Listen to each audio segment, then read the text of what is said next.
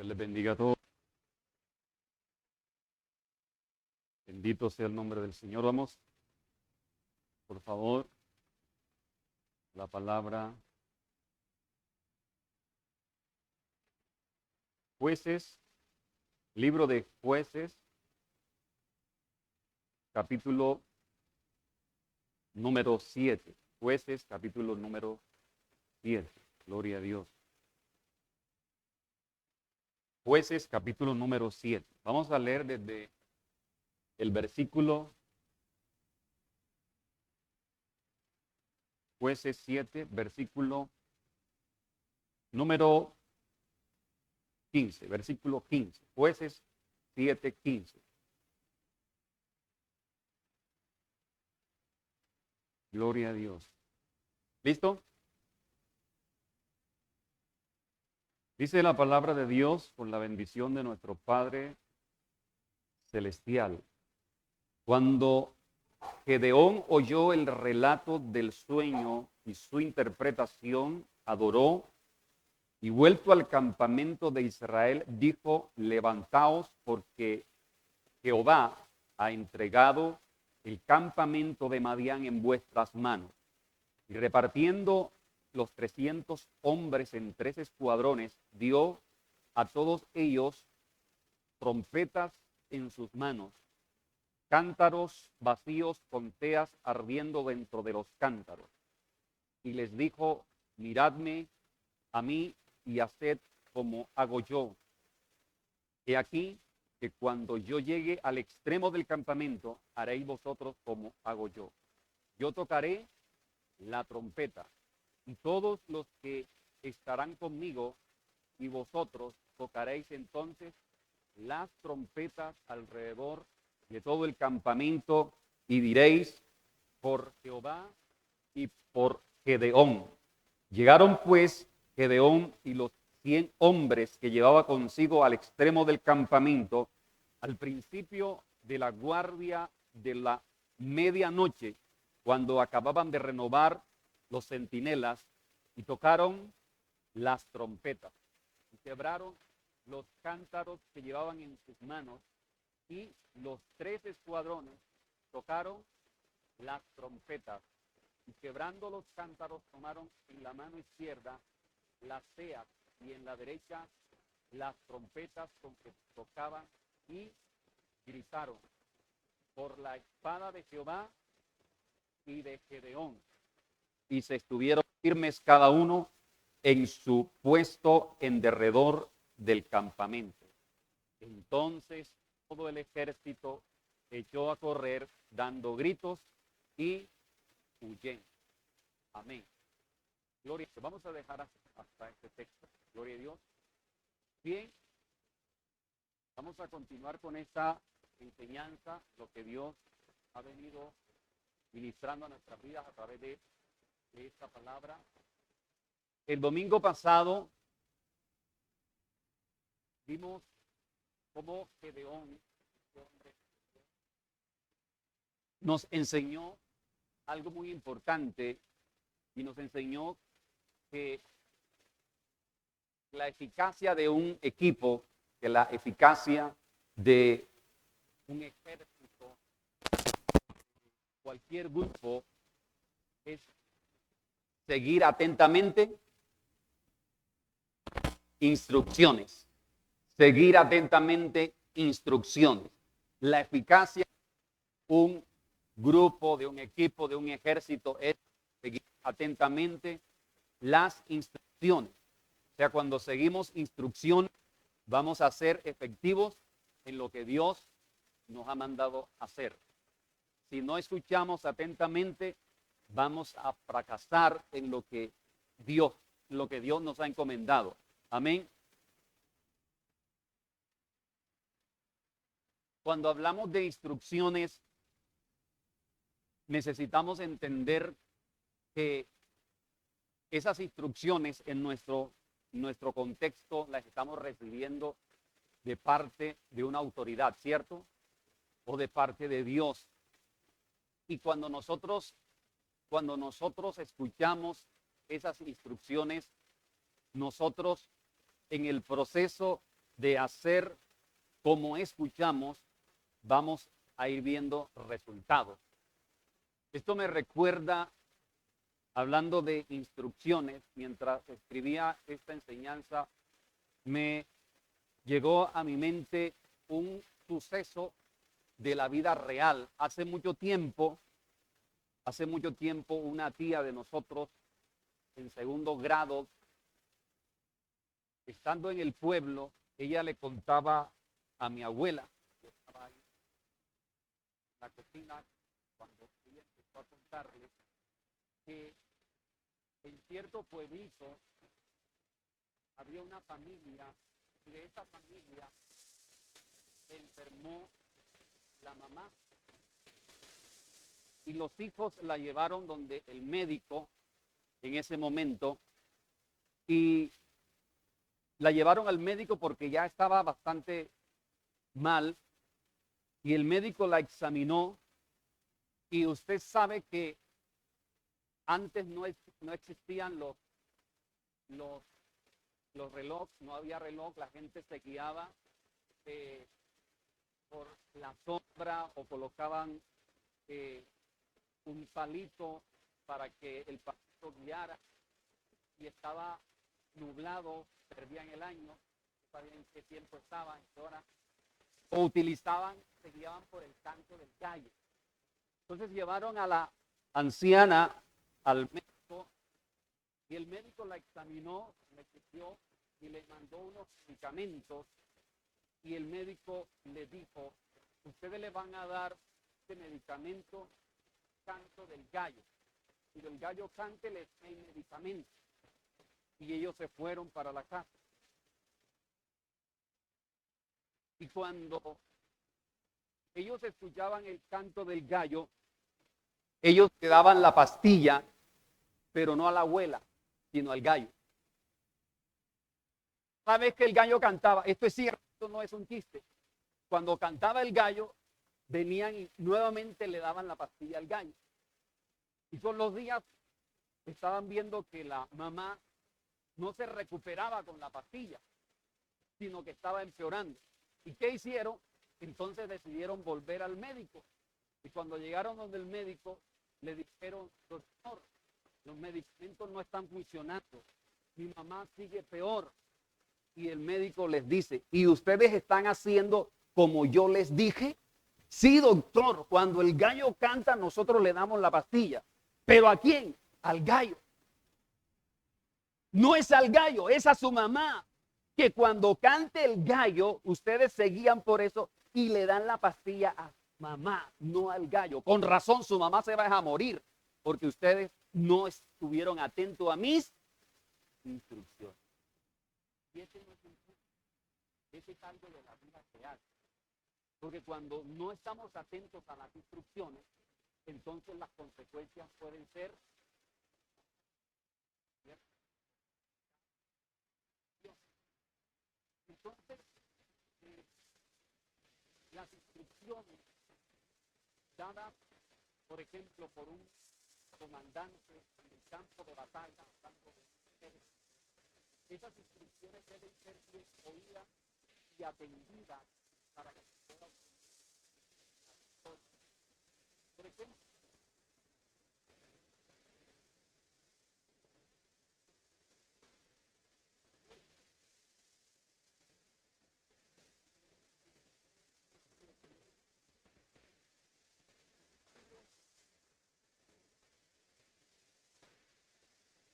palabra, dice, y vio y oyó su palabra.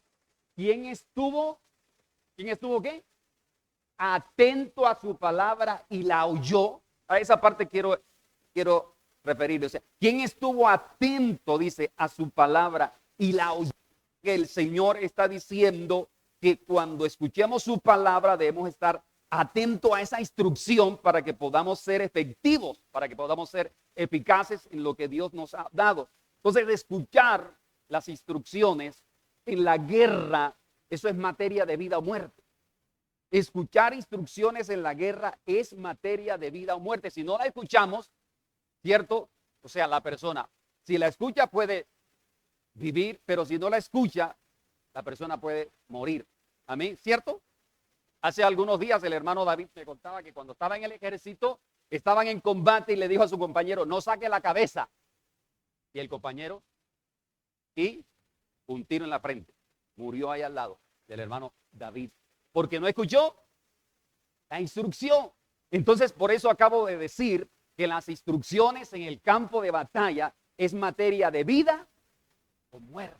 En el mundo espiritual también es así.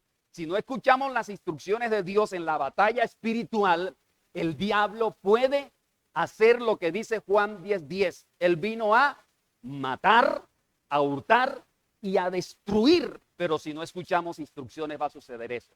Pero si las escuchamos, vamos a tener vida y vida en abundancia, como dice ese mismo texto de Juan 10:10. Entonces, ¿qué tan eficaces estamos siendo en nuestra vida cristiana? O sea, ¿qué tan efectivos estamos siendo en nuestro proceso de vida cristiana? ¿Realmente estamos escuchando instrucciones? ¿Estamos escuchando las instrucciones que Dios nos da a diario a través de su palabra o la palabra que escuchamos nosotros en cada reunión, en cada servicio? ¿Qué tan efectivos estamos siendo? Las instrucciones de Dios nos van a confrontar siempre. Las instrucciones que Dios da, de alguna manera nos van a confrontar, nos van a poner a reflexionar, porque generalmente lo que Dios nos dice muchas veces está opuesto a nuestra manera natural de hacer las cosas. Entonces van a ir en contra de nuestra razón o de nuestro pensamiento.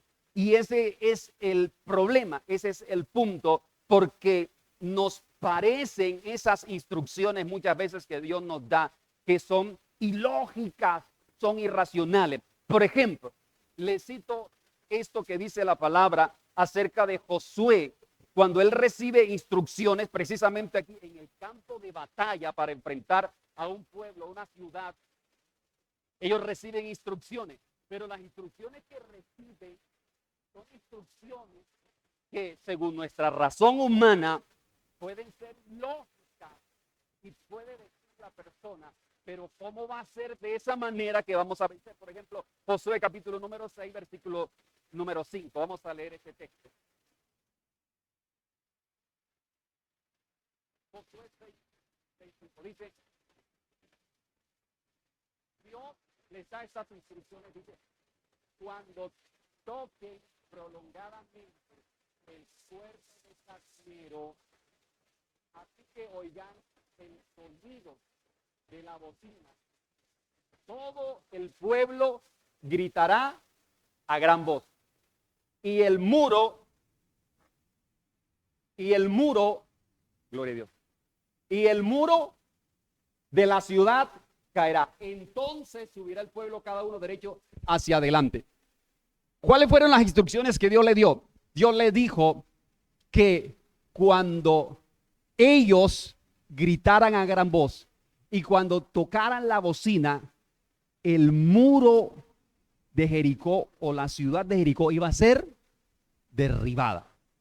Entonces aquí es donde de pronto el hombre empieza a cuestionar esas instrucciones y a decir, pero ¿cómo es posible que con gritos y tocando una bocina los muros van a caer? ¿Cierto?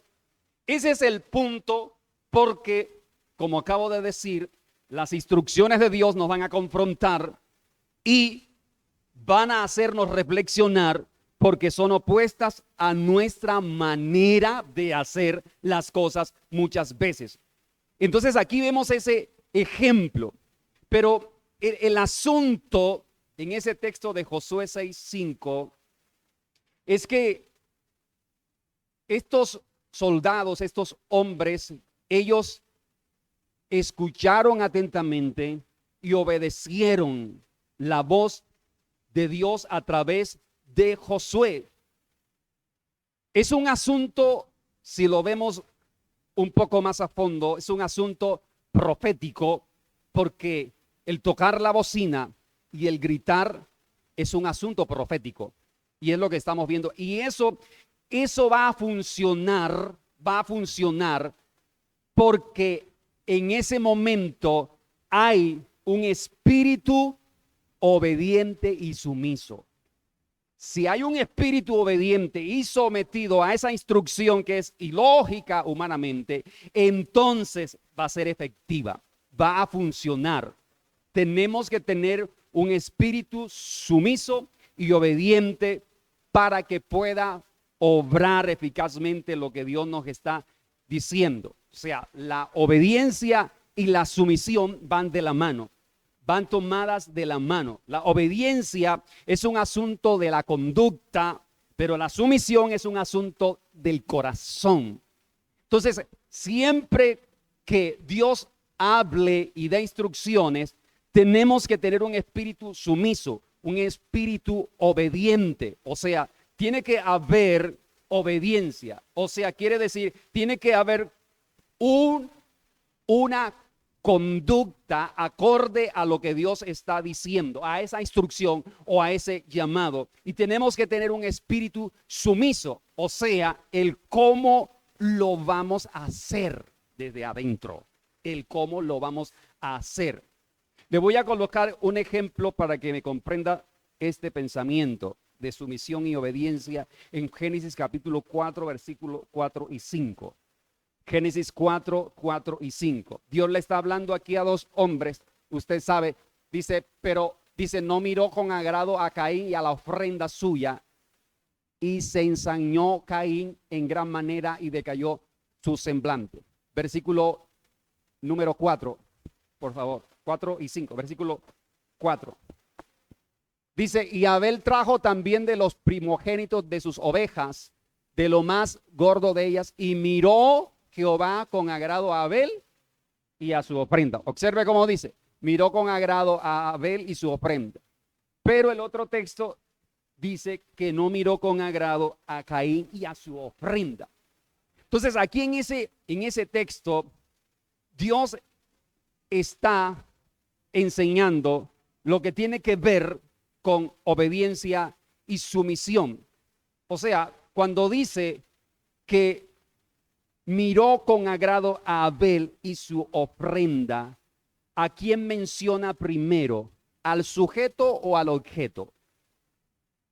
Al sujeto. O sea, Dios no dice, miro con agrado su ofrenda y a Abel, o miro con desagrado su ofrenda y a Caín. No, está mirando primero a la persona, porque Dios nos busca a nosotros, no le interesa lo que tenemos. Amén. Él busca a la persona, nuestro ser. Eso es lo que está diciendo Dios ahí en ese texto. O sea, Abel vino con una actitud sumisa, diligente y acude a la instrucción de Dios.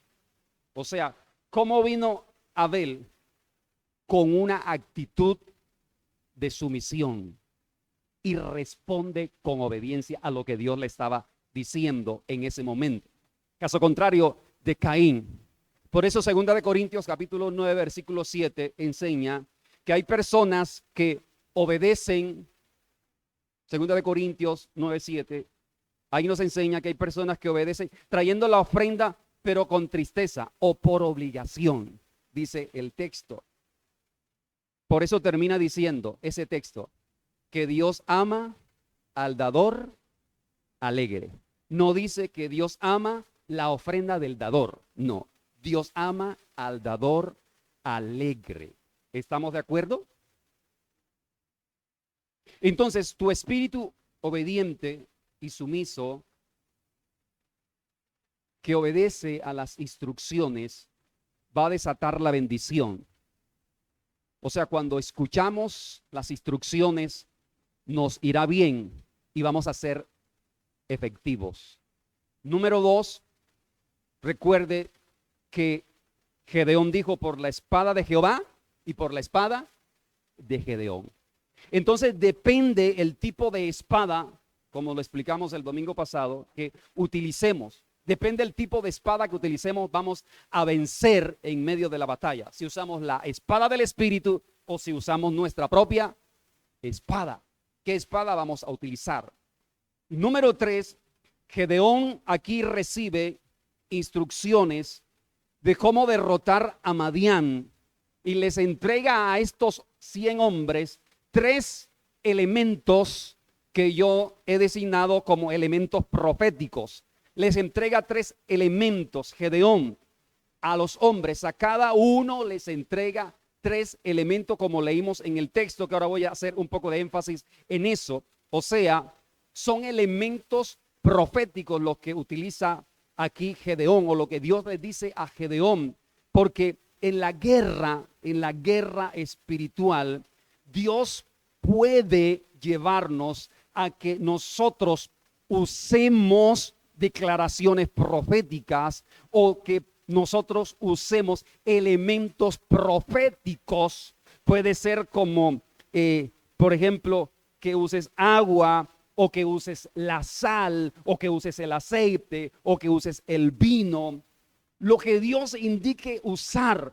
Pero muchas personas, muchos creyentes, ven esto como si Dios dice que usemos en un acto profético aceite o vino o leche o grano. Muchas personas llamados creyentes van a decir que eso es brujería, pero realmente están fuera del contexto de lo que enseña la palabra de Dios, porque los brujos y los hechiceros creen más en los elementos proféticos que los mismos creyentes, y ellos los usan también porque han entendido cómo se mueve el mundo espiritual. ¿Y de dónde lo han copiado? De la Biblia, de la palabra de Dios. Entonces estas personas ilusas, ignorantes, dicen que es un asunto de brujería que estamos haciendo. No, eso está en la palabra, porque Dios lo dice. O sea, si usted te voy a colocar el mismo Señor Jesús utilizó actos proféticos. Juan capítulo 9, versículo 1 al 12, ahí en ese texto de Juan capítulo 9, versículo 1 al 12, el Señor Jesús hace una cosa que usted puede decir guácala.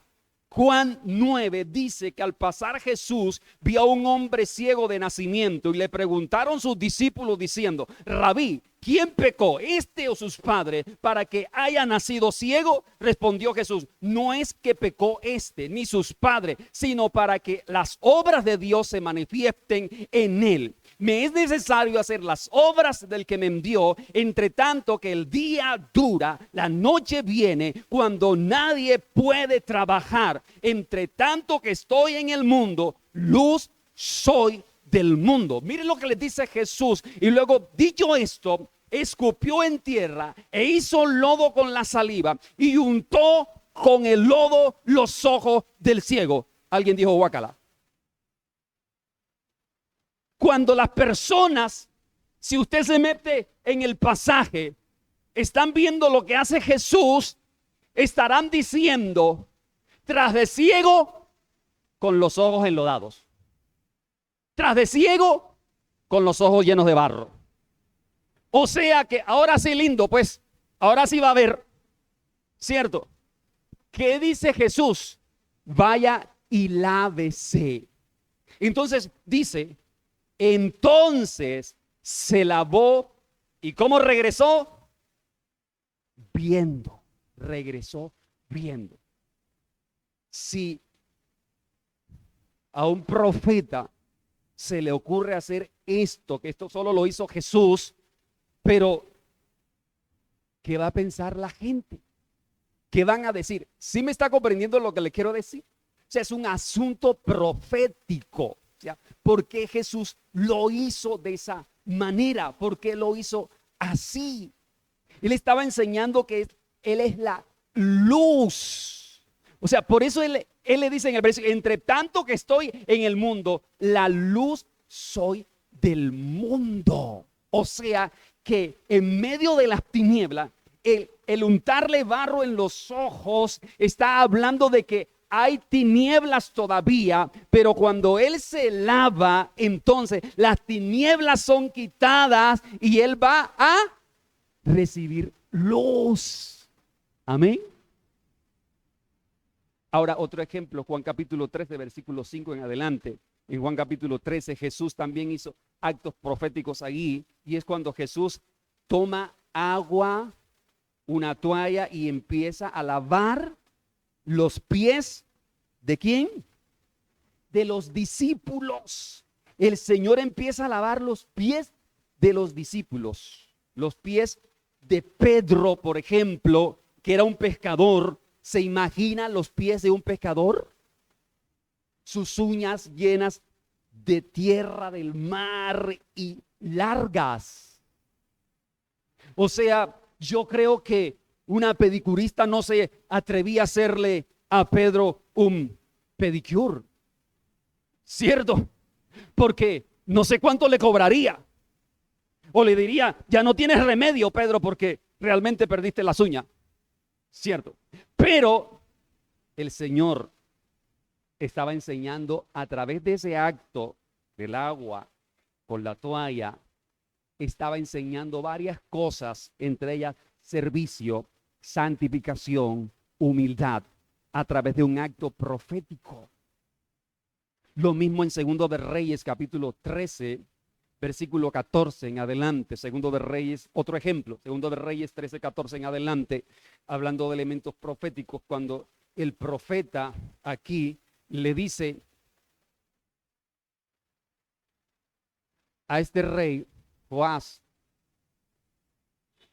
él viene donde el profeta y llorando delante de él le dice, Padre mío, carro de Israel y su gente de a caballo. Dice el versículo siguiente que le dijo a Eliseo, toma un arco y unas saetas. Tomó él entonces un arco y unas saetas. Y dice el versículo 16, luego dijo Eliseo al rey de Israel, pon tu mano sobre el arco. Y puso él su mano sobre el arco. Entonces puso Eliseo sus manos sobre él con las manos del rey o en las manos del rey. Y dice el versículo 17, y dijo, abre la ventana que da al oriente. Y cuando él la abrió, dijo Eliseo, tira. Y tirando él, dijo Eliseo, saeta de salvación de Jehová. Estaba declarando una palabra profética. Y saeta de salvación contra Israel, porque herirás a los sirios en Afec hasta consumirlos. Y luego dice el siguiente versículo que le volvió a decir, toma las saetas, le dijo el profeta. Y luego que el rey de Israel las hubo tomado, le dijo, golpea la tierra. Y él la golpeó 3 veces y se detuvo. ¿Y qué le dijo Eliseo en el versículo siguiente? Entonces el varón de Dios se puso contento. No dice que se enojó contra él y le dijo, al dar 5 o 6 golpes, hubieras derrotado a Siria hasta no quedar ninguno. Pero ahora solo 3 veces derrotarás a Siria. Un asunto profético. O sea, son elementos que Dios dice que usemos porque está anunciando algo. Se llama profético, porque está anunciando lo que va a suceder a través de lo que manda hacer el Señor. Amén. Entonces, lo profético, los actos proféticos, las declaraciones proféticas están respaldadas aquí en su palabra, solo que se deben hacer bajo la dirección y bajo la guía del Espíritu Santo de Dios. Entonces aquí vemos a Gedeón que en esta guerra él utiliza 3 elementos proféticos cuando va a enfrentar y va a derrotar a Madián. 3 elementos proféticos utiliza Gedeón. ¿Cuáles son esos 3 elementos proféticos? El texto dice que habla de las trompetas, de cántaros y teas encendidas dentro de los cántaros. Miremos por un momentico las trompetas que utiliza Gedeón. Este es un elemento profético. Y aquí en el hebreo, la palabra trompeta es la palabra shofar, es la que se utiliza en el hebreo, y el shofar va a representar la verdadera adoración del adorador. Eso representa, el shofar representa la verdadera adoración del adorador, porque el shofar es un instrumento de guerra, por eso lo utilizan aquí. Es un instrumento que se usa en la guerra. Y un adorador es un guerrero. Un adorador es un guerrero. Entonces el shofar era usado por los sacerdotes y también por los guerreros fieles, porque un sacerdote es un adorador y también un guerrero porque es un intercesor. Por eso era utilizado por los sacerdotes. Entonces utilizar el shofar para la guerra no es un invento en este contexto de Israel, de Gedeón, no, sino es una orden de Dios. Fue lo que Dios le dijo a Gedeón. Ahora vamos a mirar entonces, para qué utilizaban el shofar. Ellos lo usaban en 4 situaciones. Quiero que nos ubiquemos por un momento en Números capítulo 10, Números 10, del 1 al versículo número 10. ¿Para qué utilizaban ellos el shofar? Para 4, y eran 4 sonidos. Quiero presentarlos aquí en la pantalla para que ustedes lo puedan mirar los nombres rápidamente. Los 4 sonidos del shofar. El primero era para ir a la guerra y el sonido que empleaban era el sonido tequia con el shofar, un sonido que se llama tequia. El primero, póngame el primero nuevamente, el sonido tequia. En el versículo número 9 de Números 10 dice: y cuando salieres a la guerra en vuestra tierra contra el enemigo que os molestare, tocaréis alarma con las trompetas. Dice, cuando salieres a la guerra, empleaban ese sonido, y ese sonido llamado tequia era un toque largo. El otro sonido era para adorar y era el shevarín. El shevarín, en el versículo número 10, el segundo sonido con el shofar era el shevarín. En el versículo 10 dice: y en el día de vuestra alegría y de vuestras solemnidades y en los principios de vuestras mesas, de vuestros meses, tomaréis, dice, tocaréis las trompetas sobre vuestros holocaustos y sobre los sacrificios de paz. O sea que este toque con el holocausto, con el shofar, era el shevarín.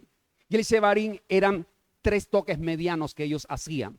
El tercero es para marchar, y es el teruah o teruah. Aquí se hacían 9 toques cortos, o sea, son diferentes los toques, y este es el teruah, hacía 9 toques cortos. Versículo número 5 dice, de Números 10, y cuando tocaréis alarma, entonces moverán los campamentos de los que están acampados al oriente. Y luego dice también los otros campamentos se iban a mover. O sea que este tercer sonido con el shofar, el teruah, era para marchar, cuando iban a marchar. El cuarto era para convocar a toda la congregación. O sea, se iba a convocar toda la congregación. Y este cuarto sonido es el tequia gedolá o el gran tequia. Él se llama así este toque. Y este toque, el gedia, el tequia gedolá, es un toque muy largo, un toque muy prolongado. O sea, este toque es el que está relacionado con el último sonido en la fiesta de las trompetas, que se llama la final trompeta, que es lo que dice el apóstol Pablo también en 1 Corintios 15:52, que dice: en un abrir y cerrar de ojo a la final trompeta. O sea, está hablando de este sonido, el gran tequia o el tequia gedolá, que ellos usan a la final, o cuando ya va a terminar, la fiesta de las trompetas. Uno de ellos toma el mayor aire que puede y empieza a tocar el shofar, y con un sonido que es sostenido y dura mucho. O sea, por eso tiene que tomar mucho aire. Y ese es el que dice el apóstol Pablo, a la final trompeta, hablando de la venida del Señor. Entonces Gedeón, ahí tenemos esos tres sonidos, esos cuatro sonidos del shofar que son utilizados para varias cosas. El que es utilizado para la guerra, que es el primero, el tequia, ese es el que utiliza el pueblo aquí en ese contexto de Jueces capítulo 7. Gedeón les dice en qué momento iban a tocar la trompeta. Gedeón les da instrucciones cuándo van a tocar la trompeta para poder vencer a los madianitas. Por eso en el versículo 21 de Jueces, en el versículo 21 de Jueces capítulo número 7, donde leímos, cuando ellos tocan la trompeta, dice que se estuvieron firmes cada uno en su puesto en derredor del campamento. Entonces dice que todo el ejército echó a correr, dando gritos y huyendo. Todo el ejército de los madianitas huyó, dando gritos, dice, y huyendo cuando ellos tocaron el shofar, el sonido de guerra. O sea, ¿por qué los madianitas, cuando escucharon el sonido tequia de guerra, ellos huyeron? O sea, ¿en qué momento los atacó Gedeón? A la medianoche. Todos estaban durmiendo, estaban descuidados. Entonces, cuando ellos escuchan este sonido de guerra, ahí es cuando ellos salen corriendo y huyendo porque están confundidos. O sea, están todavía dormidos y por eso se confunden también. Pero lo que quiero resaltar aquí es que el enemigo va a reconocer el sonido de guerra. Lo va a reconocer. O sea, lo que quiere decir es que en la guerra espiritual, el diablo tiene que salir huyendo y corriendo a la voz de autoridad del creyente. Cuando el creyente lo reprende, lo echa fuera, tiene que reconocer la voz. O sea, el mundo espiritual te tiene que conocer. El mundo espiritual tiene que conocer la autoridad que hay en ti. Por eso ellos, cuando escucharon ese sonido de guerra, que ellos salieron huyendo. Lo que quiere decir para nosotros es eso. O sea, que si estamos nosotros llenos del Espíritu de Dios, el mundo espiritual tiene que reconocer tu autoridad. Amén. Y tiene que huir, tiene que salir corriendo. O sea, te tiene que dejar de molestar. Ahora, ellos estaban durmiendo, ¿cierto? Entonces el enemigo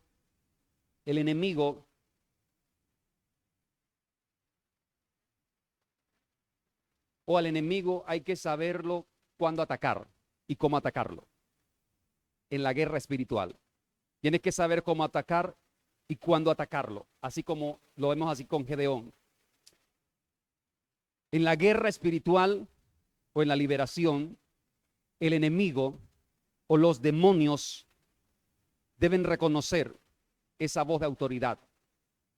En segundo lugar. En tercer lugar, tienen que huir.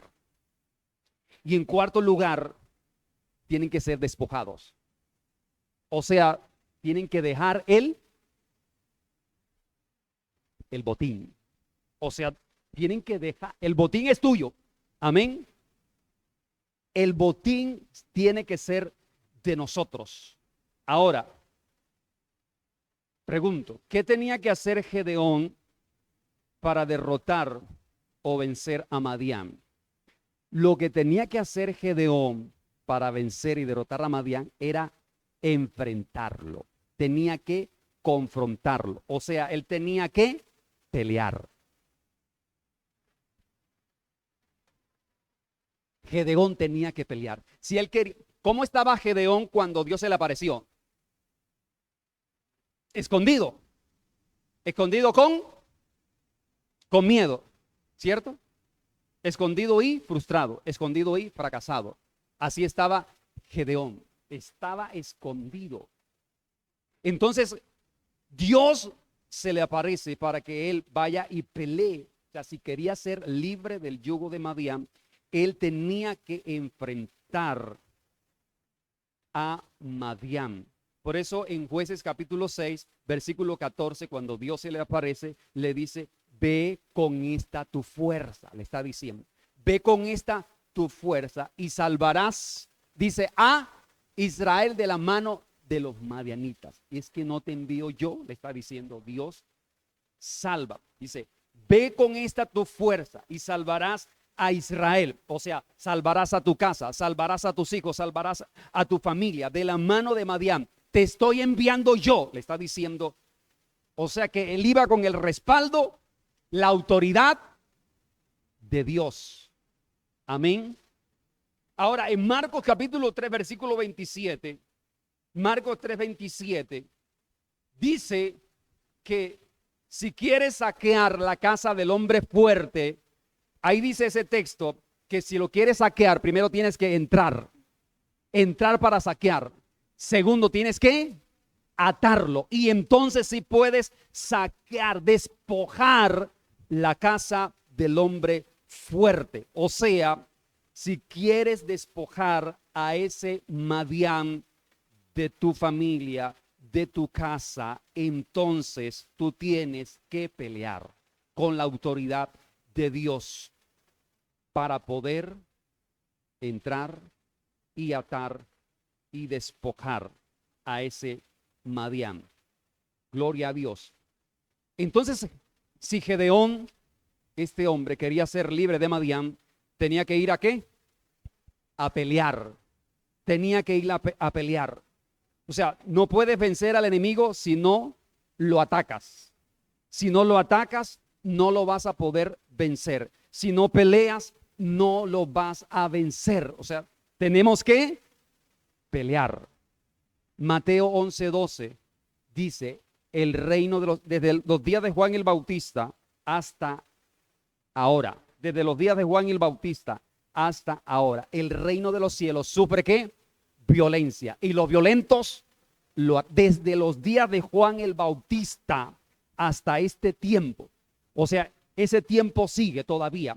Desde los días de Juan el Bautista, cuando Juan vino a abrir el camino del Señor, ¿cierto? Que dijo, arrepentíos, ¿porque qué? Porque el reino de los cielos se ha acercado.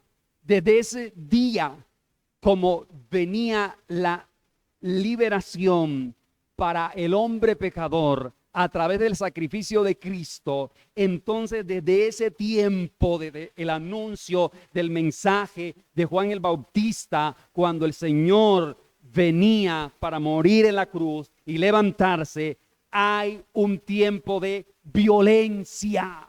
Y por eso dice, los violentos lo arrebatan. Y quiero señalarte un momentico aquí acerca de lo que dice ese texto con relación a lo que Dios le mandó a hacer a Gedeón. O sea que si Gedeón quería liberar a Israel del cautiverio de los madianitas o de Madián, él tenía que ejercer violencia espiritual. Gedeón tenía que ser un violento espiritual. Y por eso es que Dios, cuando se le aparece, él le dice, varón esforzado y valiente. O sea que cuando Dios le dice, varón esforzado y valiente, el mensaje es, Gedeón, ahí escondido, allí con miedo, allí rezagado, no vas a vencer. Tú tienes que ejercer violencia espiritual. Tienes que ser un violento. Yo te envío para que lo venza. Pero Gedeón empezó a cuestionar allí a Dios en ese momento, como dice el pasaje, es cierto. Pero Dios nuevamente le habló. Entonces, la palabra violento en griego es la palabra biazo. Biazo con B ¿con B de qué? De burro. Biazo, con Z. Esta palabra significa usar la fuerza o esforzarse.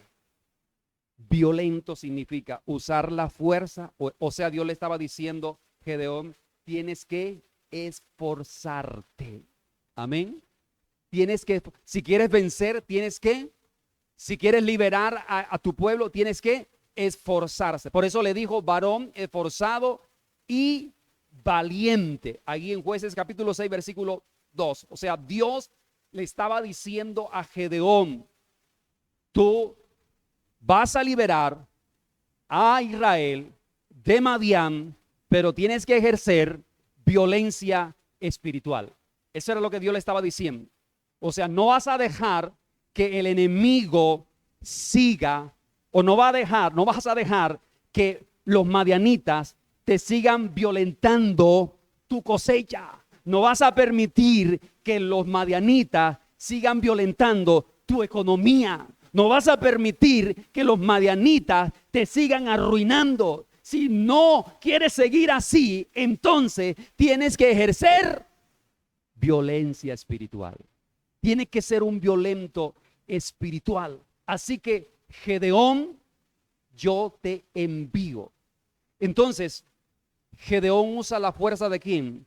La fuerza del Espíritu de Dios. No su propia fuerza, la fuerza del Espíritu. Porque Dios era el que iba a gobernar. Amén. Porque Dios es el que gobierna sobre todo principado y sobre toda potestad. Y por eso Dios le dio ese mensaje a Gedeón. Entonces Gedeón usa la fuerza del Espíritu de Dios. Gedeón emplea violencia espiritual.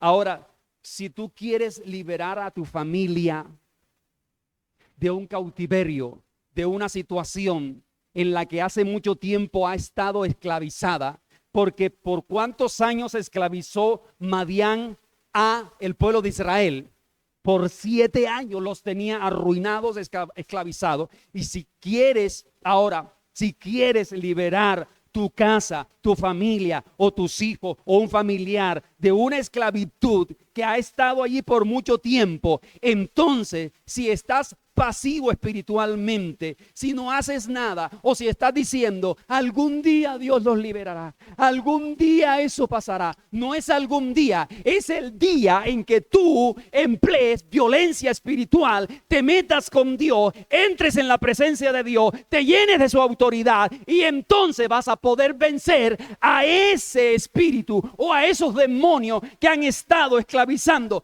tu casa o tu familia. Pero si estás pasivo espiritualmente, si de vez en vez oras, si de cuando en vez vas a buscar supuestamente a Dios, no va a suceder jamás. Porque Dios necesita, para hacer algo en tu vida, en tu casa o en tu familia, a un Gedeón aquí en la tierra. Necesita un Gedeón aquí en la tierra que esté conectado con el cielo. Por eso Gedeón dijo: por la espada de Jehová y de Gedeón. O sea, necesita uno que entienda que lo que está en el cielo se va a hacer aquí en la tierra, pero cuando ejerza violencia espiritual. Eso es lo que va a pasar, pero de manera pasiva no va a suceder. Entonces tienes que ser perseverante. Entonces tienes que ser incisivo. Porque los violentos del reino, escucha, los violentos del reino como Gedeón, ellos no paran, ellos no descansan. Los violentos del reino no salen de vacaciones, jamás. Los violentos del reino son inquebrantables. Esos son los violentos del reino. Los violentos del reino son los que han entendido, como acabo de decir, que lo que está en el cielo se tiene que hacer aquí en la tierra. Amén. Esos son los violentos del reino. Así que, según Marcos 3:27, ¿qué casa quieres saquear? Escucha, estoy hablando espiritualmente. No que te conviertas en un ladroncillo, no. ¿Qué casa quieres saquear? O sea, en tu entorno, en tu familia, dentro de los tuyos. que representan casas espirituales, quienes están cautivos y a quienes Dios te está enviando para que saques esa casa de los que están cautivando esa persona o esas personas. Entonces te repito la pregunta: ¿qué casa quieres saquear? Allí donde hay un hombre fuerte que está atando a esas personas o a esa familia, tienes que entrar con la fuerza del Espíritu, atarlos y despojarlos. ¿Me estás comprendiendo lo que te estoy diciendo? ¿Quieres ver esa casa libre?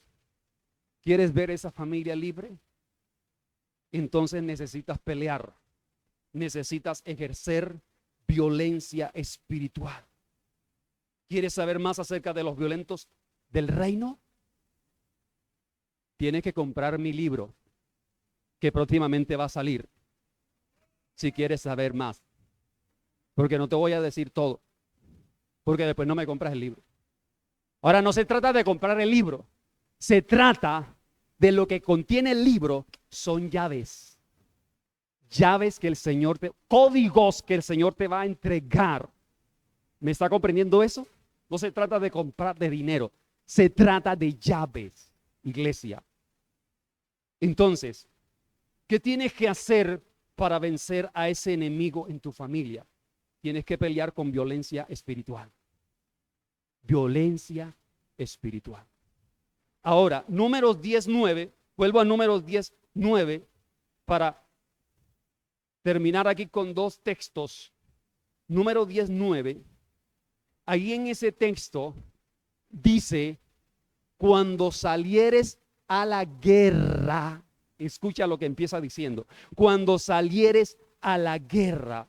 ¿Qué quiere decir cuando salieres a la guerra? O sea, da por sentado ese pensamiento, da por sentado esa frase, que si tú quieres liberar tu casa, tu familia, tienes que hacer guerra. Cuando salieres a la guerra. Cuando salieres a la guerra quiere decir que la guerra espiritual no es una opción para ti. No. Cuando salieres a la guerra quiere decir que tienes que hacer guerra. Que no puedes dejar de hacer guerra. Salieres a la guerra significa lo que dice Mateo 11:12. El reino de los cielos sufre violencia y los violentos lo arrebatan. No los que se quedan escondidos. No los que dicen, algún día Dios lo liberará, pastor. Yo estoy seguro que algún día Dios lo liberará. No. Tienes que levantarte como un Gedeón, porque estás aquí en la tierra. Tienes la luz de Cristo. Amén. Entonces debe ser violento espiritual, intencional. Un violento espiritual es intencional para arrebatar las bendiciones de Dios que el enemigo se ha robado, para arrebatar al enemigo todo lo que te ha quitado. Amén. Cuando salieres a la guerra significa que tú te levantas para confrontar al enemigo. O sea, te vas a levantar para confrontar a ese enemigo y le declaras que vienes con la espada desenvainada de Jehová para despojarlo y echarlo fuera. ¿De dónde? De tu territorio. Lo vas a echar fuera de tu territorio. Cuando salieres a la guerra significa que ya no te dejarás más del enemigo. No, eso le estaba diciendo Gedeón. ¿Te vas a seguir dejando de los madianitas? No, tienes que ser violento espiritual. Entonces, cuando salieres a la guerra, yo le estaba diciendo, varón esforzado y valiente. O sea, le estaba diciendo eso. Tienes que salir a la guerra. Cuando salieres a la guerra significa no te vas a dejar más del enemigo, que ya está bueno. le vas a decir: ya no más, diablo, de ese yugo, hoy me lo voy a quitar. Amén. Porque el que gobierna nuestra vida es el Señor, no es el diablo. Por eso le dijo: no te envío yo. Si Él te envía, quiere decir que está contigo, quiere decir que Él te respalda. Entonces debes levantarte y debes ejercer violencia espiritual. Ahora, la segunda cosa que quiero mencionar de Números 10:9 es que dice, Números 10:9, nuevamente por favor, Números 10:9.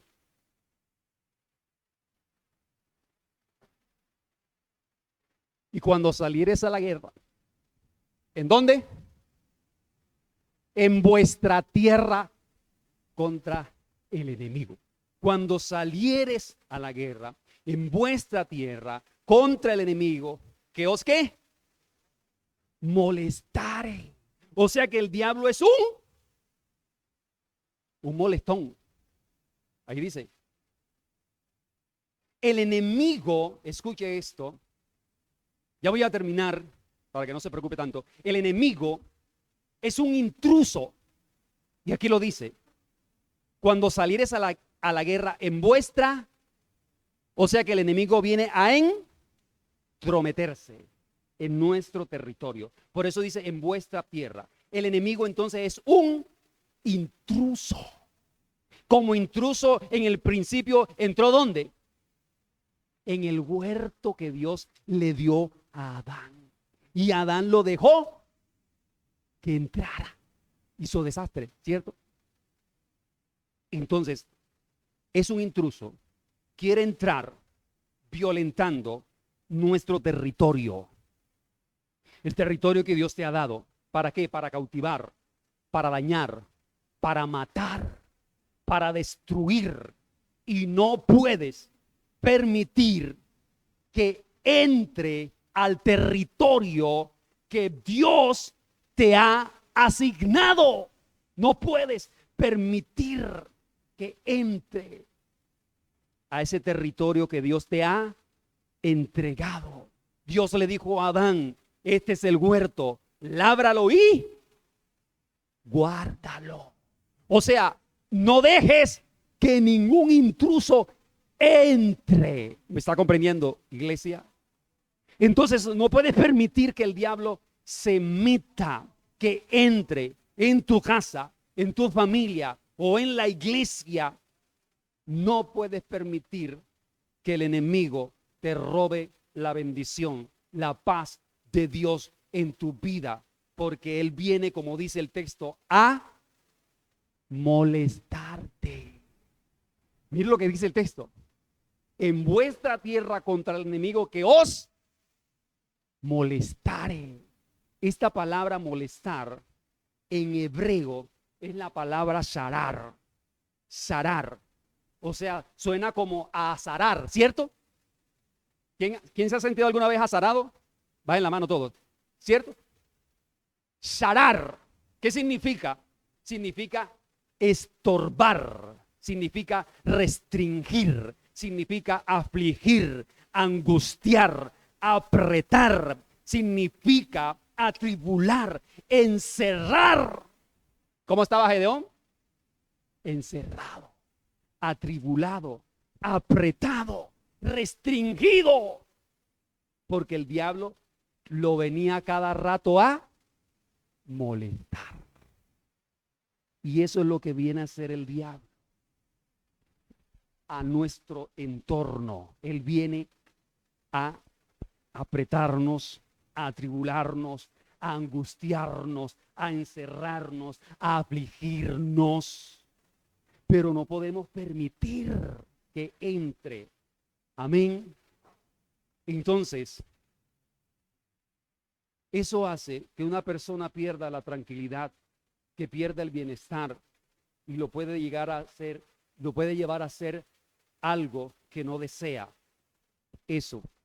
Por eso Gedeón estaba en el lugar equivocado.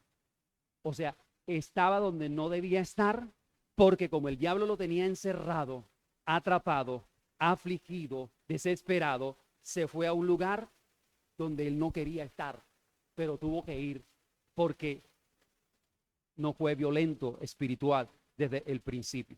Entonces no debes permitir o no debemos permitir que el diablo nos moleste, que el diablo nos apriete, los atribule o encierre. ¿Qué debemos hacer? ¿Qué debemos hacer? ¿Qué dice el texto? En vuestra tierra contra el enemigo que os molestare, tocaréis alarma con las trompetas. O sea, vas a tocar alarma. Alarma es la señal que avisa sobre un peligro. Alarma es la intranquilidad o el temor por un peligro. O sea, se toca una alarma cuando hay un peligro o cuando hay temor de algo, se toca una alarma, ¿cierto? Cuando las mujeres ven una cucaracha, ellas pegan un grito, alarma, una cucaracha. Entonces tiene que venir la ayuda, ¿cierto? Alarma, señal de un peligro. Es el aviso que se da a un ejército para que se prepare inmediatamente a la defensa o a la guerra cuando suena la alarma. Quiere decir, iglesia, que ante un peligro que usted se encuentra o ante una situación fuerte que esté enfrentando o que estemos enfrentando o que estemos viviendo, no la debemos enfrentar solo. Por eso dice él, toquen la alarma. O sea, que tienes que rodearte de gente que está en tu mismo espíritu, ¿cierto? Gente que ora, gente que ayuna, gente que intercede, gente que está delante de Dios. Tienes que venir para que ellos puedan fortalecer. Amén. Eso es lo que tenemos que hacer, iglesia. No podemos hacer la guerra o no deberíamos hacer la guerra solo. Hay que tocar alarma porque somos el cuerpo. Amén. Somos el cuerpo de Cristo. Así que, gloria a Dios, colóquese de pie, por favor. Vamos a orar. Si me pueden ayudar con una canción de guerra. Vayan pensando. Gloria a Dios. Un momentico, colóquese de pie. Ya vamos a terminar. Gloria a Dios. Cierre sus ojos por un momento. Dios quiere que te levantes como ese Gedeón en medio de ese territorio donde Dios te ha colocado, con las armas que Dios te ha entregado. Que no permitas que el enemigo te siga molestando, te siga fastidiando, te siga encerrando, te siga atormentando, porque Dios te ha llamado a ti como un guerrero, como una guerrera, para poder vencer a ese enemigo que está molestando tu casa, tu familia, tus hijos, o al que tú sabes que ha estado cautivando y sometiendo desde hace mucho tiempo. Pero yo creo que Dios te ha hablado hoy para que te levantes como ese Gedeón, al que Dios le dijo, varón esforzado y valiente. Y Dios te está hablando hoy diciéndote también estas palabras: eres esforzado y eres valiente.